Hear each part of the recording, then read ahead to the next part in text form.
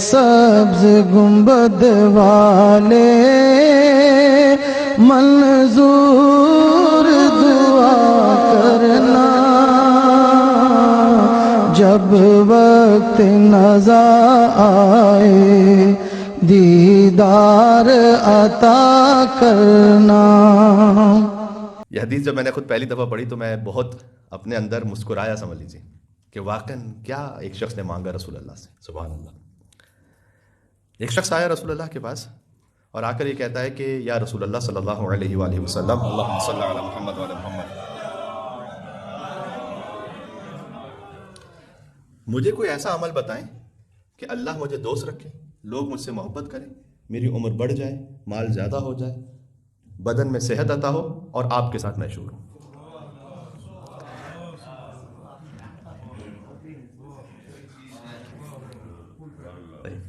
ہمارے ایک جملہ سیاسی طور پر مشہور ہوا، کوئی رہ تو نہیں گیا کہیں پہ کوئی، تو وہ کچھ رہ تو نہیں گیا۔ جی میں ریپیٹ کرتا ہوں بالکل آپ کے حکم سے۔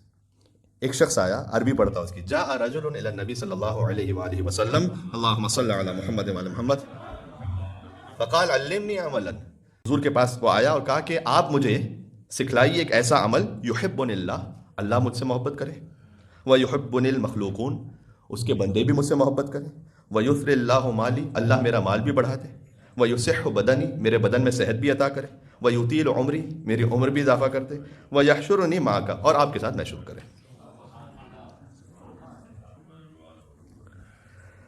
اچھا جیسے اس نے یہ بات کہی، اب دیکھیں جتنا گڑ ڈالیں گے اتنا میٹھا ہوگا۔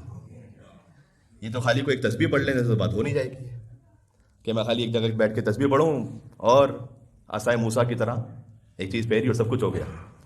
حضور نے اس سے کہا کہ ہذہ ست خصال، یہ کہ تو نے 6 چیزیں مانگی ہیں، 6 خصلتیں، تحتاج الی 6 خصال، اس کے لیے ضرورت بھی 6 اعمال کی ہے۔ 6 چیزیں مانگی، اللہ مجھے دوست رکھے، اس کی مخلوق مجھ سے محبت کرے، عمر بڑھ جائے، مال اضافہ ہو جائے، بدن میں صحت ہو، آپ کے ساتھ مشہور ہو۔ 6 چیزیں تو نے مانگی، 6 چیزوں کی ضرورت ہے ان 6 چیزوں کو حاصل کرنے کے لیے۔ یہ تو نہیں ہو سکتا کہ آپ ڈاکٹر صاحب کے پاس جاؤ، آپ کہیں کہ مجھے کوئی ایک دوائی ایسی دیں کہ میری کڈنی بھی ٹھیک ہو، ہارٹ ٹھیک ہو جائے، شوگر کم ہو جائے، بخار درست ہو جائے، کان جو کم سن رہا ہے وہ بھی ٹھیک ہو جائے۔ وہ کہیں گے ہر ایک کے لیے الگ الگ پرسکرپشن ہے، الگ الگ طریقہ ہے۔ تو حضور مکرم نے فرمایا کیا کہنے، حضور نے فرمایا کہ اذا اردت ان یحبک اللہ، سب سے پہلے تو اگر تو یہ چاہتا ہے کہ اللہ تجھ سے محبت کرے، فخفہ واتقہ، تو خوف خدا تو رکھ دل میں۔ پہلی منزل تو یہ ہے، خوف خدا تو رکھ۔ خوف خدا کا مطلب کئی مرتبہ یہ بات بیان ہو چکی ہے، خدا ڈرنے والی چیز نہیں ہے جیسے عام زندگی کے معاملات میں ہم ڈر رہے ہوتے ہیں، خدا کی معصیت کا خوف رکھ، یہ مطلب ہے یہاں پر۔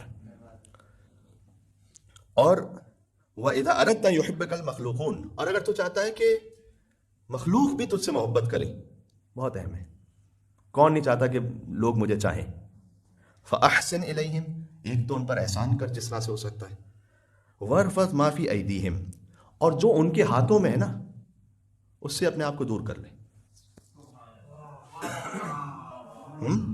یہ مطلب سمجھے آپ کیا حضور مکرم نے بیان فرمایا؟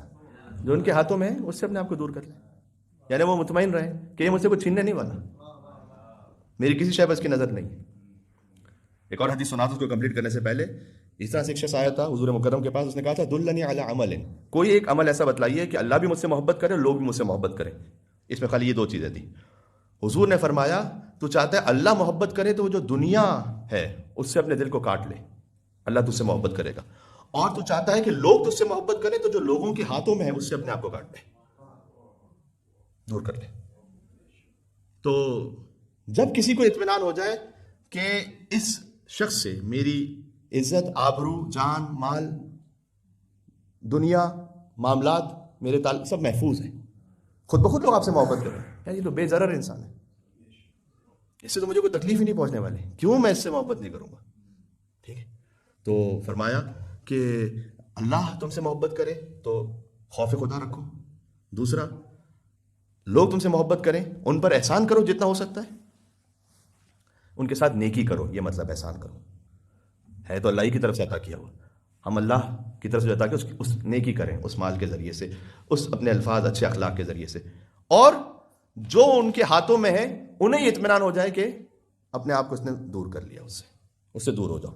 اس کے بعد اور کیجیے گا, بات مکمل کر رہا ہوں. اور اگر تمہیں چاہتے جو تم نے تیسری چیز پوچھی تھی کہ میرا مال بھی بڑھ جائے, فزکے, تو مال کو پاکیزہ تو کرو, اس کی زکوٰۃ تو ادا کرو.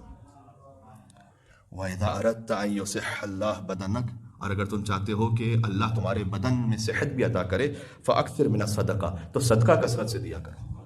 ایک مل کے صلوات بھیجیں جناب رسول اللہ صلی اللہ علیہ وسلم.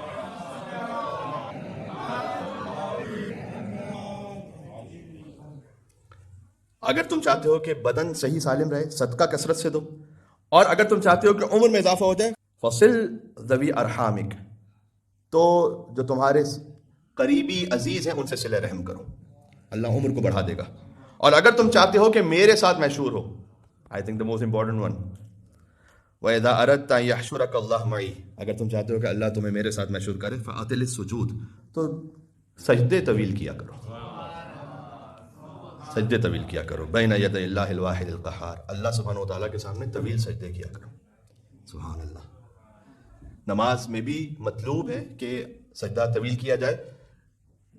وہ نماز کی جو آپ فرادہ پڑھ رہے ہیں یا نافلہ پڑھ رہے ہیں, جماعت میں ہمیں اضعف معمومین کا خیال رکھنا ہوتا ہے کہ تمام معمومین ہیں تو اس میں نماز اتنی زیادہ طولانی نہ ہو کہ کسی کے لیے زحمت کا باعث ہو. لیکن ویسے ہی کہ سجدہ طولانی کرو, تو بعد میں جو سجدہ شکر آپ کر رہے ہیں, کہتے ہیں علماء کہ ایک نہ ایک کم از کم دن میں سجدہ طولانی کرنا چاہیے انسان کو. اب ہر ایک کی طولانی کی بھی اپنی اپنی حیثیت اور بساط اور استطاعت ہے. اللہ تعالیٰ قبول کرنے والا ہے. تو مولانا صاحب کیا کہیں سجدے میں جا کے, آپ کو جو دعائیں یاد ہیں, ذکر یاد ہیں, اللہ تعالیٰ سے باتیں یاد ہیں, اللہ یقیناً آپ کی اردو بھی سمجھے گا, آپ کی انگلش بھی سمجھے گا, ضروری تو نہیں کہ عربی ہی میں آپ بات کریں گے. تو آپ جو کہنا چاہتے ہیں اللہ سبحانہ و تعالیٰ کی بارگاہ میں کہیں. اور بعض لوگ کہتے ہیں کہ مولانا صاحب ہم کچھ بھی سوچ لیں تو یاد ہی نہیں آتا کہ کیا کہیں, اب کیا کہیں اللہ سبحانہ و تعالیٰ سے. تو میں کہتا ہوں بس یہی کہہ لو کہ پروردگار کو سمجھ میں نہیں آ رہا کہ میں کیا کہوں تجھ سے, یہ بھی وہ سمجھ لے گا اور سن لے گا. ٹھیک ہے.